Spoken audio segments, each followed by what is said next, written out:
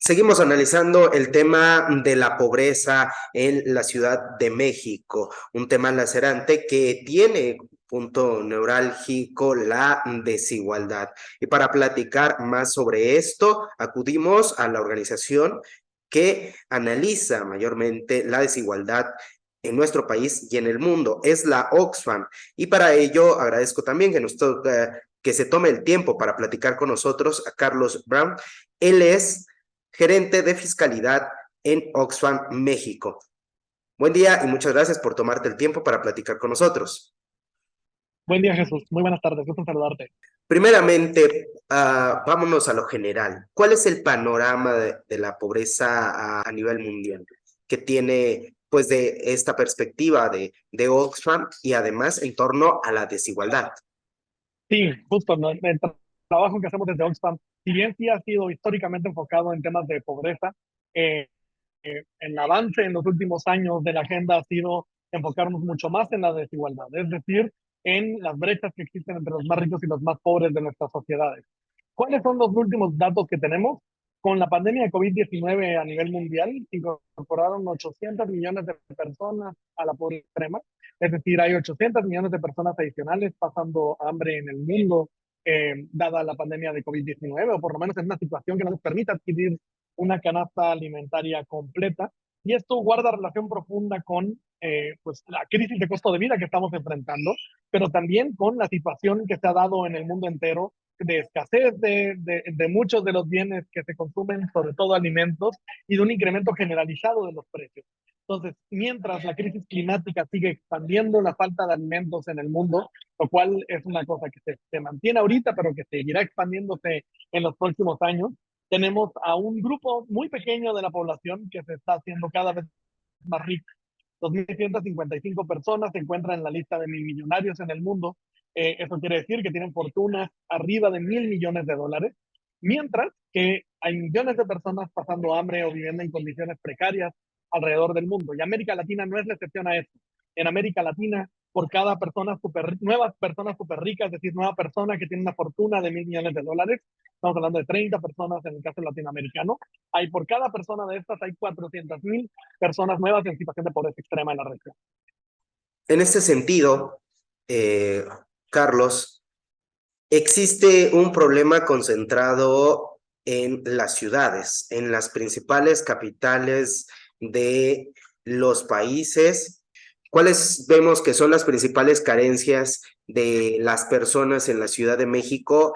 Y si Oxfam, pues, tiene algunos lugares identificados donde se concentra la pobreza en la Ciudad de México. Sí, en la Ciudad de México este fenómeno es muy particular porque es una ciudad dividida, digamos, sí tiene sus peculiaridades, pero en lo general entre el oriente y el poniente de la ciudad. E incluso hasta memes hubo hace algún tiempo, porque además está muy relacionado con la situación electoral, cómo votan las personas, pero sí, hay una línea muy marcada entre el oriente y el poniente de la Ciudad de México, de nuevo, con particularidades, porque hay barrios que conviven dentro de los barrios del occidente, ¿no? El caso del pueblo de Santa Fe, el caso de Tepito, el caso, digamos, existen zonas en donde convive esta marginación de la que hablaba. Oxfam tiene bastante trabajo relacionado con el territorio y con la relación de carencias. Las carencias en la Ciudad de México en particular están relacionadas con la disponibilidad de bienes y servicios públicos, digamos, a cierta distancia. Es decir, yo creo que la pandemia de COVID-19 nos mostró qué pasa cuando tienes un hospital lejos, un hospital adecuado que te pueda atender con medicamento, con equipo, con personal. Es, es, si vives en la orilla de la ciudad, la probabilidad de que tengas una cama de hospital cercana se reduce considerablemente. Pero no es la única. Universidades, espacios recreativos, de cultura, espacios públicos, eh, espacios de cuidados que bien todavía nos falta mapear, pero digamos, esta disponibilidad cercana es mucho más fuerte en el centro de la ciudad, adentro del circuito interior, digamos, para poner una caracterización específica, que afuera del circuito interior y especialmente en el lado poniente de la ciudad. El lado poniente tiene una disposición de los bienes y servicios públicos mucho más amplia que lo que ocurre en el lado oriente de la ciudad. ¿Ha visto acciones Oxfam de parte del gobierno actual para abatir pues esta situación, esta carencia, acceso sobre todo a la salud, que se reflejó mucho en la pandemia, acceso a más medicamentos. ¿Ha visto un combate hacia esas carencias de parte de las autoridades? Pues mira, se ha intentado por el lado del acceso por vía de transporte, el transporte público masivo, digamos, la disponibilidad, la oferta del transporte público masivo en el lado oriente de la ciudad, sí se ha visto un mayor aumento. No tenemos estudios ahora sobre disponibilidad de camas de hospital y demás a partir de la pandemia, pero tampoco es que resuene mucho en medios que el gobierno de la Ciudad de México haya empujado un mayor acceso a camas de hospital y a, digamos, donde puedes tener el acceso a servicios de salud, pero sí, estaremos dándole seguimiento en los próximos meses a esto, porque está muy relacionado con el trabajo que hacemos. Se pensaría que la pobreza laboral en las zonas urbanas es menor, pero sin embargo no vemos esto, ¿no? No vemos un acceso constante hacia el empleo y sobre todo formal, y el empleo informal le gana, y además esto fomenta las condiciones de pobreza en las zonas urbanas. En este sentido, Oxfam, ¿qué perspectiva ve hacia la pobreza laboral? ¿Hacia dónde va?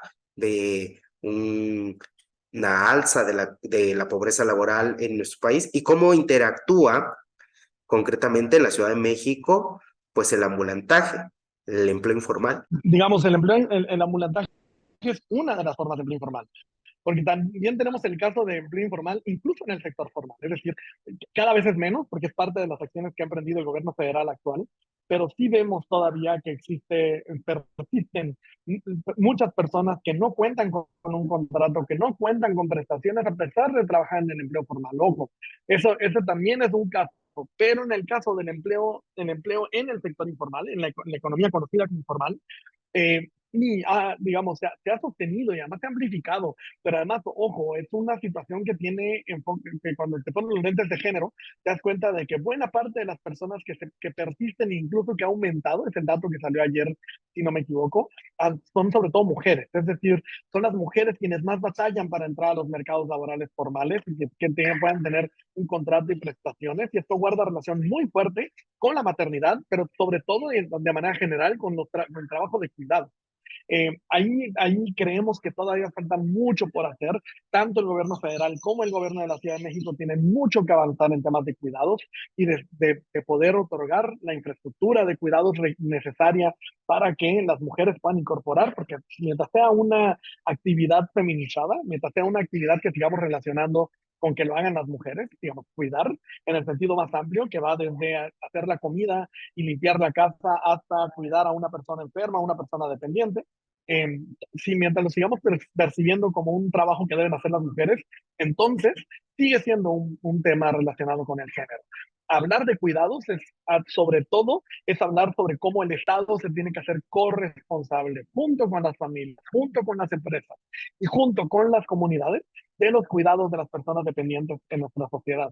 Si esa conversación está ausente, entonces este es un tema que va a seguir persistente, porque de nuevo, el mal llamado término de las personas NIN, en realidad son mujeres. Son sobre todo mujeres que sí trabajan, pero trabajan en un sector que no es reconocido como un trabajo. Y así podemos ir escarbando sobre la informalidad y nos damos cuenta que también la informalidad tiene cara de mujer. La informalidad afecta sobre todo a las mujeres que están en condiciones de negociación de sus contratos o si es que llegaran a tener negociación, que les impide entrar al mercado laboral de manera plena y esto guarda relación muy fuerte con los cuidados de manera especial. Ya para finalizar, ¿cómo ves la desigualdad y la pobreza se están abatiendo en la Ciudad de México? O pues la perspectiva que tiene Oxfam en su último informe, pues ve que no se están combatiendo los índices de pobreza y por tanto los índices que fomentan la desigualdad en nuestro país. Nos falta hacer más análisis actualizado. Esperamos que la EMIG 2022 nos dé mayores señales de altos hogares, nos dé mayores señales sobre qué pasó después de la pandemia. Bueno, digamos, en este periodo aún de pandemia, pero ya en la parte final, porque el último levantamiento de datos lo tenemos de 2020, que es un año muy difícil para poder cuantificar, porque era un año en el que estaban las afectaciones directas de los confinamientos. Entonces, ¿qué es lo que estamos viendo? Pues estamos viendo un reto mayúsculo, porque una parte importante de la salida de las personas de mercados laborales, de las afectaciones por carencias, de las afectaciones por ingresos, guarda relación muy fuerte con el tema de género.